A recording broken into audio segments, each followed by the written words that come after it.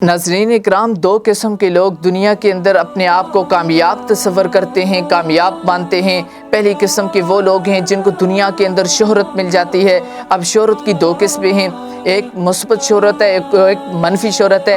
اب مثبت شہرت یہ ہے کہ اگر دنیا کے اندر ایک دین کا داعی ہے، دین کا مبلغ ہے، قرآن پڑھتا ہے، پڑھاتا ہے،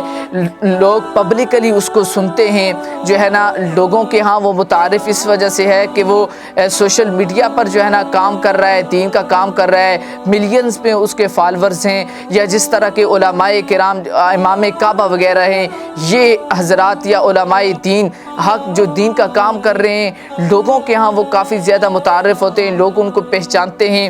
ان کی شہرت کی وجہ سے، ان کی اچھی شہرت کی وجہ سے کہ یہ دین کا کام کر رہے ہیں، قرآن پڑھ رہے ہیں، پڑھا رہے ہیں، لوگوں کو دین سکھا رہے ہیں، اللہ کا پیغام پہنچا رہے ہیں، نبی کی حدیثیں لوگوں کو سنا رہے ہیں، تو یہ ایک اچھی شہرت ہے۔ لیکن صحیح البخاری کی حدیث کے مطابق انما الاعمال بالنیات، اعمال کا دار و مدار نیتوں پر ہے۔ تو اس حدیث کو اگر دیکھا جائے، اگر ان علماء کی، ان قراء کرام کی اگر نیت خراب ہوئی، لوگوں کو دکھانا مقصود ہوا، تو نبی کریم صلی اللہ علیہ وسلم نے فرمایا تھا کہ میں تمہارے بارے میں اس چیز سے زیادہ ڈرتا ہوں، خوف ہے مجھے کہ تم لوگوں کو ریاکاری کرو، وہ ہے شرک اصغر۔ تو اگر ان کی نیت جو ہے نا خراب ہوئی، نیت میں اگر کوئی یہ ہوا کہ لوگ ہمیں دیکھیں گے، پبلکلی ہم مشہور ہو جائیں گے، تو لوگوں کی وجہ سے اگر وہ دین کے داعی ہیں، مبلغ ہیں، تو کل قیامت والے دن اللہ تعالیٰ ان کی وجہ سے جہنم کی آگ کو بھڑکائے گا۔ دوسری قسم کے وہ لوگ ہیں جو منفی شہرت رکھتے ہیں،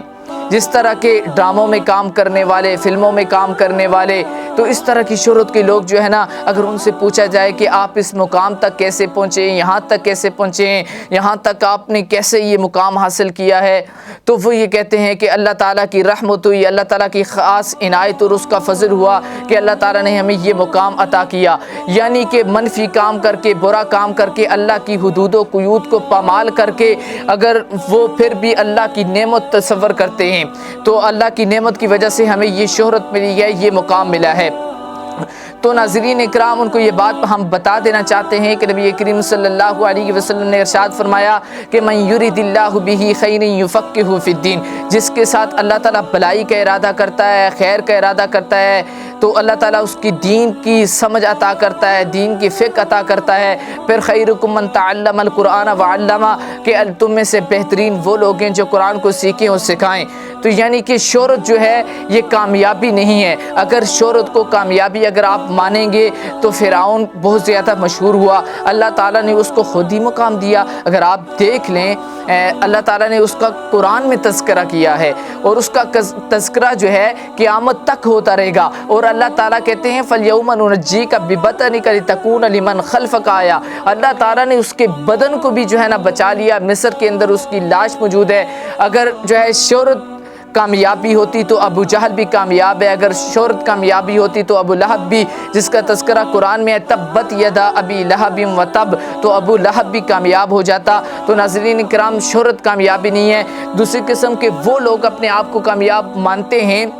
جن کے پاس مال زیادہ ہو، جن کے پاس بینک بیلنس زیادہ ہو، جن کے پاس گاڑیاں زیادہ ہو، مال اور جائیداد بہت زیادہ ہو، تو وہ اپنے آپ کو کہتے ہیں کہ ہم کامیاب لوگ ہیں، ہم اپنے آپ کو کامیاب مانتے ہیں، بڑے سکسیس مانتے ہیں کہ اللہ تعالیٰ نے انہیں اتنا مال و دولت دیا ہے۔ ناظرین اکرام، اگر دیکھا جائے تو اگر مال و دولت کی بنیاد پر اگر کامیابی ہو تو قارون کو کامیابی مل چکی ہے نا۔ پھر اللہ تعالیٰ قرآن مجید میں کہتے ہیں کہ اِنَّ قارون کان من قوم موسیٰ،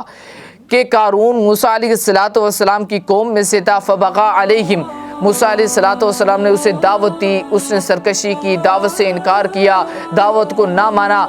تو اللہ تعالیٰ کہتے ہیں کہ وَآتَيْنَاهُ مِنَ الْكُنُوزِ مَا إِنَّ مَفَاتِحَهُ لَتَنُوءُ بِالْعُصْبَةِ أُولِي الْقُوَّةِ، اللہ تعالیٰ کہتے ہیں کہ ہم نے اسے اتنے خزانے دے رکھے تھے، اتنا مال و متاع دے رکھا تھا، اتنا جو ہے نا اس کے پاس مال تھا کہ ما ان مفاتحہ لتنوء بالعصبۃ اولي القوة، کہ اس کا جو مال تھا ایک بہت بڑی جماعت اٹھاتی تھی اس کے مال کو،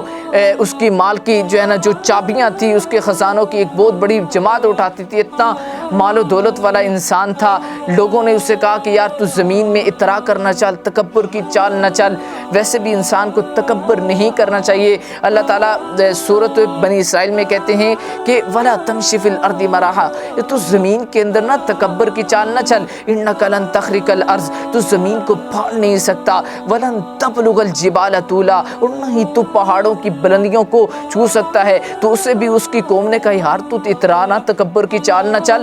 اپنے آپ کو بڑا نہ سمجھ، لیکن وہ اپنے ہی مال و متاع کے گھمنڈ میں آ کر کے انہوں نے جو ہے نا اس بات کو نہ مانا، نبی کی دعوت کو نہ مانا، لوگوں کی بات کو نہ مانا۔ تو اللہ تعالیٰ کہتے ہیں فَخَسَفْنَا بِهِ وَبِدَارِهِ الْأَرْضِ، ہم نے اس کو مال و متاع سمیت ہی زمین کے اندر دنسا دیا۔ تو ناظرین کرام، اگر کامیابی دولت کی بنیاد پر ہوتی تو قارون بھی کامیاب ہوتا، لیکن وہ ناکام ہوا، نامراد ہوا۔ اللہ تعالیٰ سورۃ العصر میں فرماتے ہیں والعصر، لوگوں زمانے کی قسم، ان الانسان لفی خسر، انسان بہت زیادہ خسارے میں ہے، انسان گھاٹے میں ہے، انسان نقصان میں ہے، الا الذین آمنوا وعملوا الصالحات، سوائے ان لوگوں کے جنہوں نے جو ایمان لے کر کے آئے اور انہوں نے عمل صالح کیے، نیک اعمال کیے، وتواصوا بالحق، انہوں نے